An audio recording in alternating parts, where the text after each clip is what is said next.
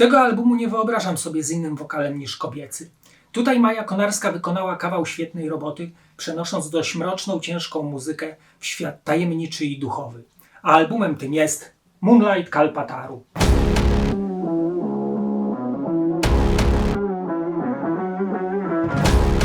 Moonlight powstaje w Szczecinie w 1991 roku, początkowo pod nazwą Under the Veil of Honesty z inicjatywy trzech przyjaciół: Daniela Potasza, Szymona Gebela oraz Piotra Kopczyńskiego. Następnie zespół zasilają dwie wokalistki, Maja Konarska i Katarzyna Michalewicz, z których po czasie ostaje się tylko ta pierwsza. W 1996 podpisują kontrakt z Metal Mind Productions i w październiku nagrywają swój debiut Kalpataru. Tytuł został zaczerpnięty z języka starobabilońskiego i oznacza ogród obfitości. Album zdobywa spore uznanie, a kilka miesięczników nominuje go jako album roku. Słuchając muzyki mamy wrażenie, jakbyśmy weszli do tajemniczego ogrodu pełnego duchów, zjaw i wszechogarniającej atmosfery. Muzycy pełnymi garściami czerpią z dokonań rocka i metalu gotyckiego. Na pewno czuć tutaj wpływy takich kapel jak Tiamat, Anathema czy nasz rodzimy Klosterkeller. Dzięki połączeniu różnych stylów zespołowi udało się w tamtym czasie osiągnąć całkiem nowatorskie, ciekawe brzmienie, w którym jest sporo mroku. Zespół zresztą należy do kapel, która balansuje na granicy prog rocka i metalu gotyckiego. Na pewno bardzo dużą wartość do muzyki na Kalpataru dodała Maja Konarska, dysponująca wielowymiarowym, bardzo ciekawym głosem. Ona potrafi śpiewać delikatnie i tajemniczo, ale również drapieżnie i ostro. Można powiedzieć, że to taka nasza rodzima Anneke z The Gathering, która wnosi poziom przekazu na zupełnie inny poziom duchowości. Teksty traktują o duchowości człowieka, uczuciach, jego przemyśleniach i genialnie wpasowują się w atmosferę zawartą w dźwiękach, które to znowu nie są tak jednostajne jak choćby My Dying Bride czy Typo Negative, a zdecydowanie bardziej zróżnicowane. Są ciężkie riffy metalowe, pasaże klawiszowe czy spokojniejsze formy. Dużo się tu dzieje. Występują frazy folkowe, wpływy bliskowschodnie czy nawet celtyckie. Wszystko tutaj jednak stanowi zwartą całość, a nie jest zbiorem jakichś chaotycznych dźwięków. Płyty słucha się z prawdziwą przyjemnością. Aranże są unikalne i w momencie wydania album brzmiał naprawdę nowatorsko. Na pewno duży nacisk położono na eteryczne i klimatyczne aspekty muzyki oraz melodie, gdyż słuchacz może z łatwością wejść w jej astralny klimat. Słychać też, że inspiracje czerpali z wielu źródeł, jak muzyka klasyczna, elektronika, prog rock, goth rock czy nawet punk rock, więc jak słyszycie sporo tego. Na albumie znajdują się również momenty akustyczne, delikatne, które w znaczny sposób urozmaicają i tak już urozmaicone granie. Te 50 parę minut upływa nam bardzo szybko. Fajne, przybrudzone brzmienie z dużą ilością klawiszy, sterylnego basu i ciężkich gitar powodują, że całość brzmi lekko mimo swojego istotnego ciężaru i mroku.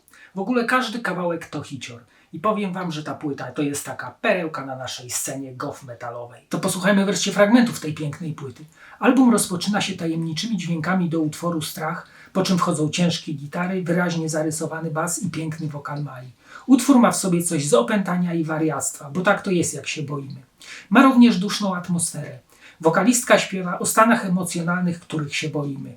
Strach przed zapomnieniem, strach przed oczekiwaniem oraz strach przed samym strachem. Dla mnie od dziś już nie będzie czasu kredyt zamknięty. Nie wiem, czy mówić coś ciągle, do utraty czy milczeć, nie mówić nic. Stadium Wiary to utwór, który uwielbiam. Jest w nim wiele emocji, tyle co zaklęć w kotle Baby Jagi. Jest piękny wokal Mai, są pasaże klawiszowe oraz brzmienia smyczkowe. Są również ostrzejsze momenty. Wokalistka śpiewa o poziomach utraconej wiary. Wspomnienia przychodzą i odchodzą, brak wiary w słowa, pozostaje tylko gorycz wina.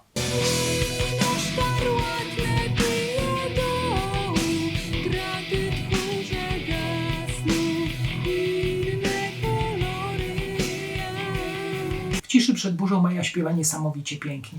Nastrój bólu, smutny romantyzm oraz gorycz wylewają się z każdego dźwięku. W tle gitary akustyczne oraz klawisze potęgują nastrój smutku. Ty płaczesz i boisz się, że gdy zaśniesz, grzech będzie trwał.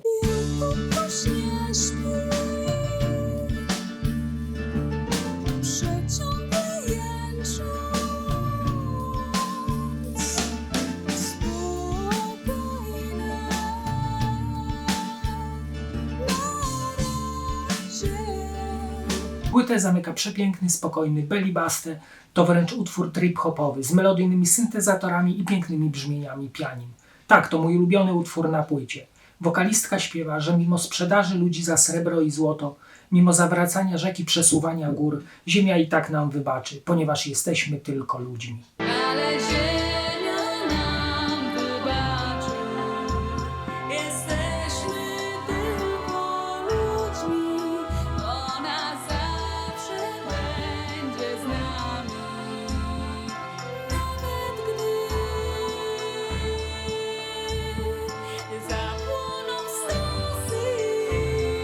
Nadszedł długo oczekiwany czas, by przyjrzeć się okładce i wkładce. Okładkę zdobi praca Heleny Tchórzewskiej, Obrazy z kosmosu, część pierwsza. Ale patrząc na dzieło, dostrzegamy, że obraz bardzo pasuje do tytułu albumu. To właśnie taki ogród obfitości, miszmasz form i kolorów, z którego każdy może wybrać coś interesującego dla siebie. Taka abstrakcja jednak przykuwa uwagę. Nazwa zespołu i tytuł albumu zostały napisane dość nieciekawą czcionką, ale takie to były graficzne uroki lat 90. Wkładka jest monochromatyczna, na większości stron na jednym łamie są bardzo ciekawe fotki Sławka Janczaka, na których jest przedstawiona Maja. Są one dość abstrakcyjne i to mi tu bardzo pasuje. Na przeciwległych łamach są teksty piosenek napisane odręcznie. Na ostatniej wewnętrznej stronie umieszczono podziękowania, skład zespołu, gdzie i kiedy nagrano album i tym podobne. Na zamykającej stronie wkładkę umieszczono fotę zespołu, a na płycie CD przedruk okładki z nazwą zespołu i tytułem albumu. Na stronie zamykającej pudełko jest fajna fota zespołu wraz ze stojącą Mają, patrzącą przez półkoliste duże okno gdzieś w dal,